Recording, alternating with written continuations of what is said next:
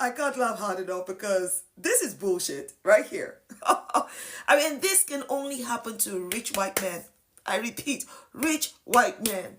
Because how does a man who is accused of serious allegations of making a minor, Virginia Jeffrey, his sex slave, who was sex trafficked to him by Jeffrey Epstein, and he walks off into the sunset by giving up all his titles? Hey, Sussex squaddies! Good morning, good afternoon and good evening from wherever you are watching me from. The king of shady boots himself is back with this juicy tea. A warm welcome back to my YouTube channel, Celeb Plug 101.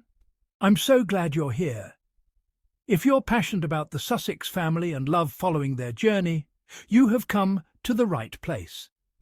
So this shady boots kind of a guy is urging you to hit that subscribe button, give this video a thumbs up, share it with fellow Sussex supporters, and let me know your thoughts on the comment section.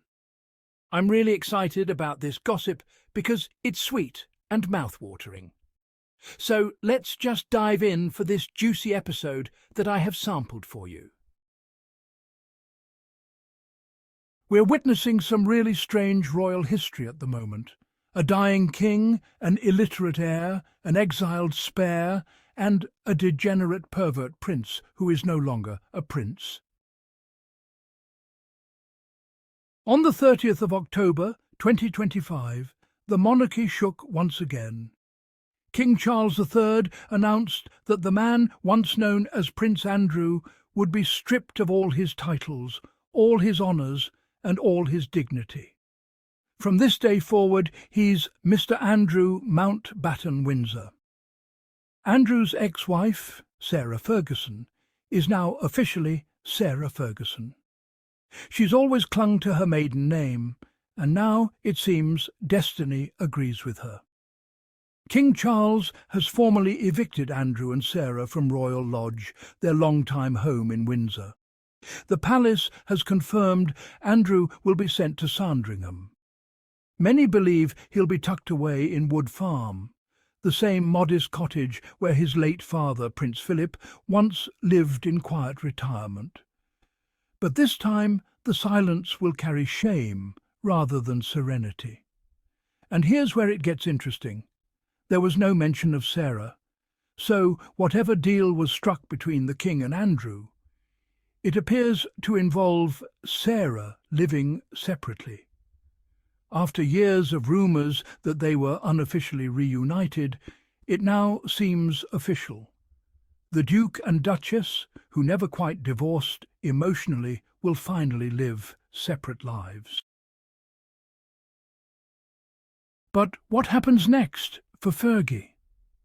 In the last few weeks, her team made sure the public knew she was struggling, that she had nowhere to go, that she needed the royal family's support. Was that a plea or a preemptive PR move? Beatrice and Eugenie remain princesses, untouched by the scandal, at least for now. But will they be expected to step in, to take in their mother, or quietly fund a new home for her? Because, make no mistake, King Charles' move wasn't about compassion, it was about containment. According to People magazine, Charles used his royal prerogative, that ancient right allowing a monarch to strip or assign titles without Parliament's approval.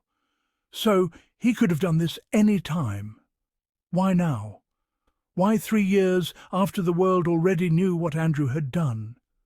The answer, honestly, lies in timing and pressure. The Epstein files are once again dominating global headlines, thanks to the resurfaced connections between Donald Trump, Jeffrey Epstein, and Virginia Giuffre's upcoming tell-all book. The public outrage is volcanic. The monarchy needed a scapegoat, and Andrew, as always, is expendable. Let's not kid ourselves, but this wasn't justice. It was strategy. 3 years ago, Buckingham Palace staged a fake investigation to appease the public. They didn't care about truth, only optics. Charles used Andrew and Fergie as pawns in his campaign against Harry and Meghan. Remember the message? See, Andrew and Fergie are still part of the fold. But you, Harry, are not. Now that the tide has turned and the public's patience is gone, the king is trying to rewrite the narrative. It's not about guilt. It's about exposure.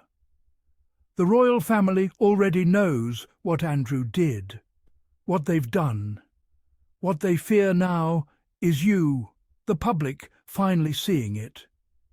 Their greatest fear has never been scandal. It's transparency. And Dr. Shola'S Shogbamimu said it best on X, saying ex-Prince Andrew is stripped of his prince title and kicked out of Royal Lodge. Epstein's BFF, formerly known as Prince, will now be Mr. Andrew Mountbatten Windsor. His disgrace is complete. This tells us King Charles and the royal family know he sexually abused Virginia Giuffre as a minor. Powerful words. And whether you agree or not, they echo a truth the palace cannot silence forever. So here we are, Andrew Mountbatten Windsor and Sarah Ferguson, finally apart. A family once shielded by crowns and titles, now exposed by their own arrogance. The monarchy thought it could control the narrative, but history writes itself. And in this chapter, the Windsors are no longer untouchable. So there you have it, squaddies, and it's a wrap. Thank you very much for tuning in. What do you think? Was this an act of justice, or just another royal performance to protect the brand? Let me know your thoughts in the comments below. And if you would like to see more truth behind the royal headlines, don't forget to like, subscribe, and ring that notification bell, because this story is far from over. Until next time, stay safe and take good care, legends.